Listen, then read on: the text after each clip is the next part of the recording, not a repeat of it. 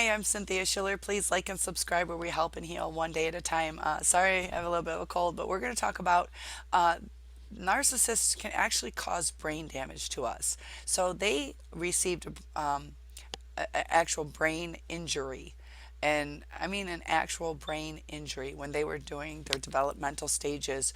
There's different growth factors. Our mind is developing in an early stage. So they have some brain damage that has been done to them. We've made it through. We were good, and into adulthood, we get into these relationships, and these relationships have actually caused brain damage to us. Our amygdala has been enlarged. Our oxytocin that goes off has been skewed, where we can't regulate our emotions because normally you should be able to respond a certain way and get that reward. Like if I said hello to you, if you don't say it back to me, that hurts me. It's just common courtesy to just say it, and you kind of expect it, and it's like, don't you care about me, or am I a piece of crap, or what's wrong with me? So they start to devalue us, make us question our own selves. So sometimes we do try to reach out a little bit more, like, hey, I said hi to you. And just the damage that that does. It seems kind of subtle, like, what's the big deal? They just didn't say hi to you. But it's kind of the expectations we have in life. And when you're in a romantic relationship, you have expectations, especially when they set that bar so high that we're okay somewhere in between, 3/4 to 100%. But when we get like the silent treatment, we're not even worth talking to. And then we see them talking to the dog or playing with the dog. It starts to like really hurt to where we're not even treated like human beings. The way we try to communicate, we just want honest, open communication. We're not judgmental. We just want the truth, and they spin us around. And the actual physical brain damage that it causes can be severe. We try to self regulate. We don't know how anymore because we don't know how they're going to come back at us. We start walking on eggshells, and it's like an overload to our brains. The coldness that we get from them. Like normally, like if it's not meant to be, it's not meant to be. We should talk through it for at least 2 or 3 sentences. Like, thank you for the last 40 years.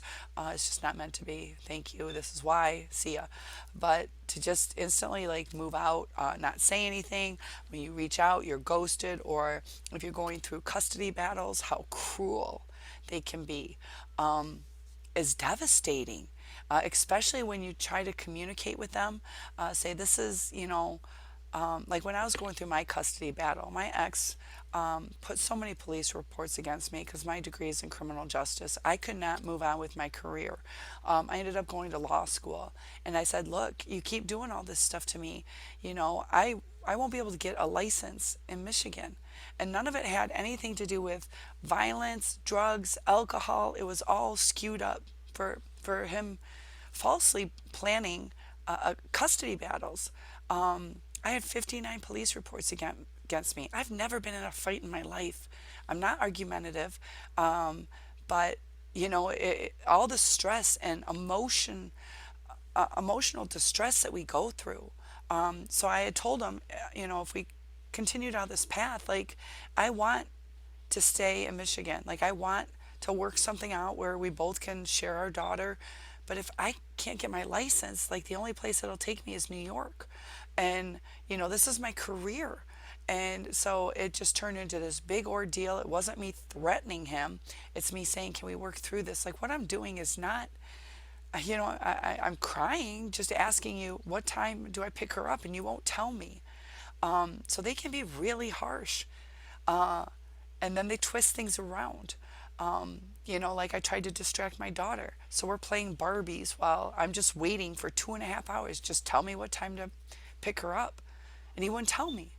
So I'm not releasing her unless you tell me, because there's not even a court order that I should release her. So I'm trying to be nice, and the stress of like, I'm not releasing my daughter unless I know when I can pick her up, because technically he could have kept her, and the cops wouldn't help. So we go through these stresses. We try to do everything right. I was trying to do everything right. And then he turns my daughter around like I'm some crazy bitch who, sorry, somebody who just wants to play Barbies in the middle of an ordeal. No, I'm trying to handle two different situations and do it healthy for my daughter. And they can be so stubborn. Like, I got a police report when I tried to give them supplies for the summer for our daughter. It was totally selfless.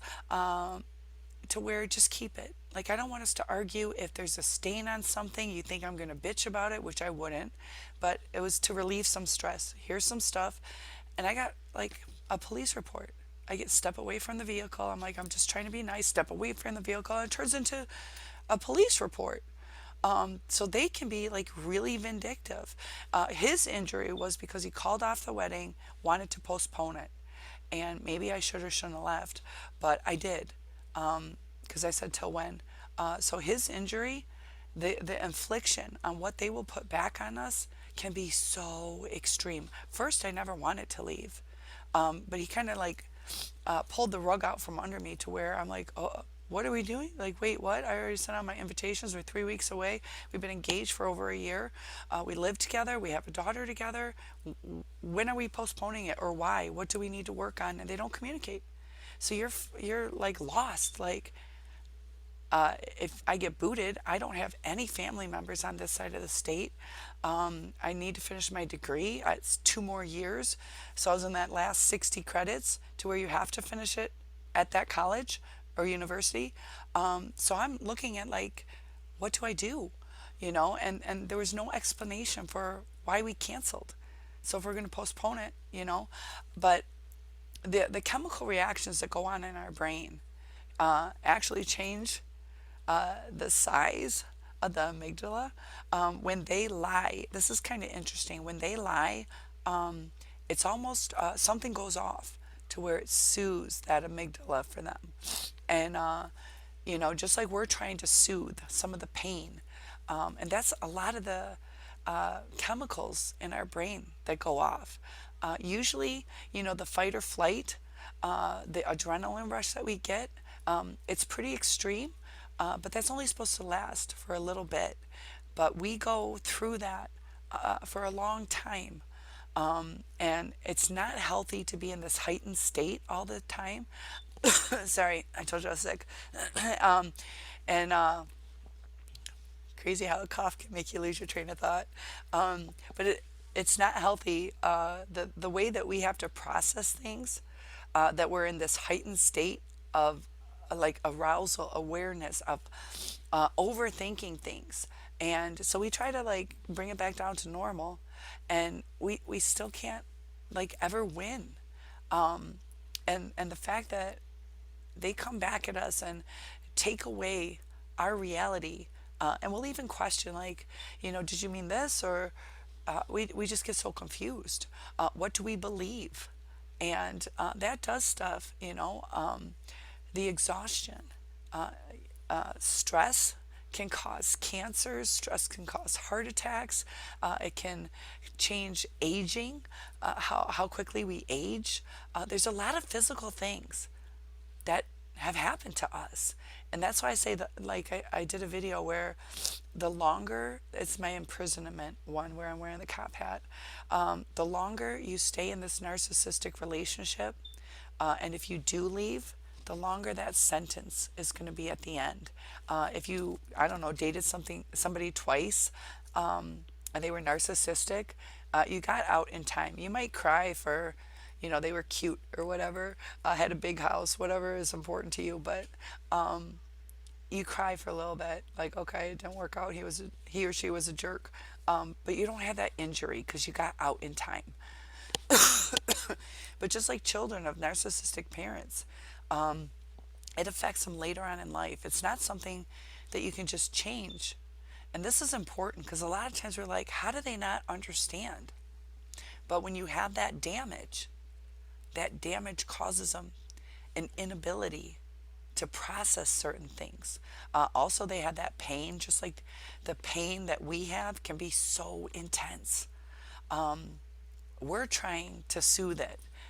We're grasping at straws for answers, A lot of us I still love our abuser. We'd love to go back because we think it's fixable. We in hindsight, see where things went wrong. We carry all this guilt. Like, if I would have just said this differently, or if I would have just, I don't know, tried harder. And that's the hard truth is it doesn't matter how hard you tried, because maybe you would have lasted another week or two, but they will still continue to devalue you. It's just like a car over time. They see us as objects, bright and shiny. You can show it off to your friends, get praise for how fantastic that person is, or even just, the smooth ride where they're just enjoying it themselves. That's what they see us as, an object. And over time, they're like, I'm sick of this color car. Like, why didn't I pick red? I picked black. Like, red is flashier. So they start to devalue us just because they get used to it, just like a brand new car. And also, cars will devalue in time, unless it's like an antique car, but which I'm getting to that stage of my life. But just like humans, we go through things, whether we have injuries or sickness or just not as pleasing to the eye as we used to be, but our hearts are still the same. And hopefully, through life, our heart has gotten better. Unfortunately, the way society is right now, we're getting more and more narcissists. It's like snowballing out of control. You know, Narcissists are raising kids, and those narcissists, it's just going to snowball out of control. And that's a scary thing, is they kind of rub off on us too. So not only are we going through like actual brain damage, they're damaging our bodies physically. And I'm not talking like a bruise on the shoulder, I'm talking about our health. Whether it developed into overeating or undereating or drinking or turning to drugs or not being able to get into our work the way. So they hinder us. Like, maybe we could get a promotion. Maybe we could get that raise. And a lot of times we'll get to that low where we're like, I don't even know if I'm going to keep my job, where we're totally competent. We might even be the best employee, but we can't function. We can't sleep. Maybe, we're missing waking up to alarms. We're partially self isolating ourselves at this time.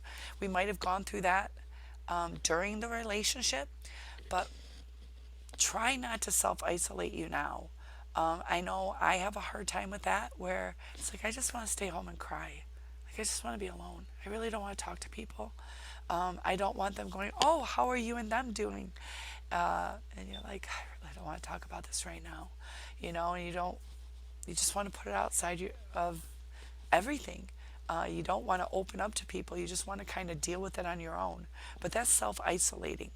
So maybe try to do some activities where, maybe you go dancing at a bar. You don't have to sit and talk to people, to where it's not just sitting on the couch talking to your friend. Maybe go do an activity where you're swimming or just enjoying life together.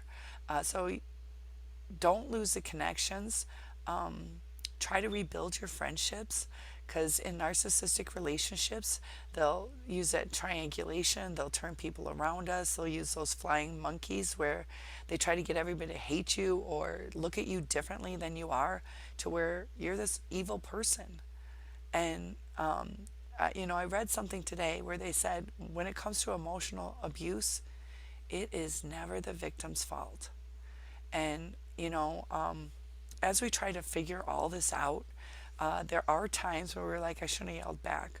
Or some of you might have gotten physical back, to where they just push you over the edge. And that's because, we don't know how to handle it. Like, you should be able to just, say, okay, can we please just talk in a quiet voice? And then they get like angrier. We're like, well, like, that should have worked. Like, you're the person that I'm in love with, and I thought you loved me too. Or, if we say this is hurting me, and then they take it as we're cutting them down, instead of trying to communicate. So this is where it gets tricky for me. Like when we start to say stuff like that, I can understand how certain things can hurt them because they take it the wrong way. So then we expect them to come back with, oh, okay, I love you. So we kind of don't understand what's going on in their mind, but they don't understand what's going on in our mind. We try to communicate it, but they can't relate to it. They don't try to communicate what's going on in their mind. And that's where the difference is. Like I can say, this is why it's hurting me. But the narcissist will say, you're such a bitch. As opposed to, this is what you're doing, and this is why it hurts. They'll just tell us how wrong we are, as opposed to what the root is. So we're grasping at straws. Uh, and like when we try to communicate with them, we're trying to get that oxytocin at the right level to where, okay, cool, we can communicate. That's what normal people do. There can be, some agitation. We're not always happy that the situation isn't always great. But at least you get that, okay, we're going to talk it through. They're going to see my side, I'm going to see their sides, and we're going to work out a compromise. But with them, they don't want to work out that compromise. And all the chemicals that are going off in our brain can actually damage it. So that's something to be really careful if you are considering staying in a relationship, if you're hoping for that Hoover or to get back with this person. And that's why they say no contact or low contact. Sometimes you do, if you have children, need to deal with the narcissist. Maybe you can employ a parent to be the mediator, where you drop the kid off at that house or relay messages like so and so had the flu this week. They're doing good, fever of 102 went down, to where you don't have to necessarily do it. Because I know with my ex, I was court ordered to let him know medical stuff. And my daughter had electrical shocks going off in her heart, is how she described it. Might have been a panic attack, but he had a heart defect, which I didn't quite understand. He was able to still get into the state police, but he had this heart defect that I didn't really know what it was. So when my daughter's talking about her heart, talking about electrical shocks, I just wanted to let him know. And he was like, have the nurse, had the doctor tell the nurse to call me. And it's like, I can't even text you what the diagnosis is or how she's doing. And I was not the aggressor. I was not unreasonable. But they shut you out so much to where you have no communication. And that's why sometimes we feel like jerks. Like, do we block them? But was I being abusive to him? To say, this is what's going on with our daughter. For one thing, I'm court ordered to tell you. And like, think about it. If I don't tell him, I get in trouble. So for me to even give over that power to the nurse, and she have the doctor tell the nurse, if that nurse doesn't call him, I can go to jail. And that's how bad the situation. So if you're sitting here going, you might have gotten fined, or they might have just talked to you. No, he has put me in jail for me saying, you're grounded, go upstairs, just sit on the bed, and then you can come down and talk to your dad. He did talk to her. I asked him to call back, just first time she's grounded. And I mean, they will destroy your lives, not only your brain. I've lost jobs because of how much we were in court. He filed all those police reports, so the state paid for the court case, but I had to pay for my attorney. And if I know you guys don't know me, but I basically am a Miss Goody Two Shoes. I've done some things wrong, but I don't do drugs. I have had some alcohol in the last 2 years, but I've never even drank until 2 years ago, and I'm not a heavy drinker. I'm 51, so for 49 years, I didn't even drink.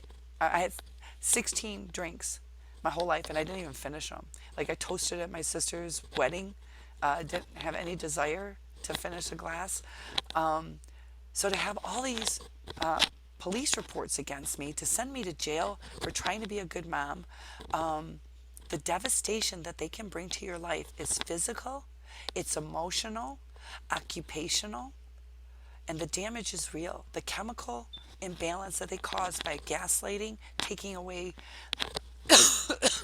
your communication skills. Like, we are so lucky to be human beings that we can communicate. Like, it is fascinating. And that's why I love languages. Like, it is so cool to talk to somebody from a different country to where we don't have that barrier. Like, I love that. Um, because, you see another person from a different country and you can smile at them, but you can't communicate with them. So your experience wouldn't be the same as if you could just talk to them, ask them, even for directions, like the relief that you feel. Like, cool, like, somebody help me. And that's kind of with our narcissist, we're like, this is a whole different language. Like, it's English or wherever you live. Um, we're speaking the same language and we're not connecting. We're, we think we make a connection because they can say that they, let's say, love the same things we do. So that's our connection. Like, oh my gosh, we both love football. Like, and so you're like, let's talk about it. And they're like, keeping up the facade. They're like, oh, this is exhausting. I don't know anything about football, or I hate talking about it. And we're in this altered state of reality. And that was us trying, like, oh, I'm going to make a football night for them. I'm going to, I don't know, put on a cheerleading outfit and have the game on and, make football food. I like to call it guy food. But so, our efforts go unappreciated because they're based on a facade. Like, if I did do that football night, it's like, this is dumb. Like, why didn't we just, I don't know, go kayaking or whatever they enjoyed more? But we did it based on the reality they presented us. We rack our brains, like, what can we do that would make them so, so happy? And, then we're expecting that reward, that oxytocin, like, where they're, like, going to love it. And then we get cut down or unappreciated. And so, like, our reward, like, you should expect, like, a thank you instead of getting yelled at. And the more that the chemical balances get out of whack, it can actually do physical brain damage, like physical brain damage. So that's something to think about. Please like and subscribe. Just something to be aware of. The more you stay in that relationship, the more actual brain damage. And also the pain in your heart, the loss of who you really are. So please comment below, and I'll see you in the next video. Have a good day.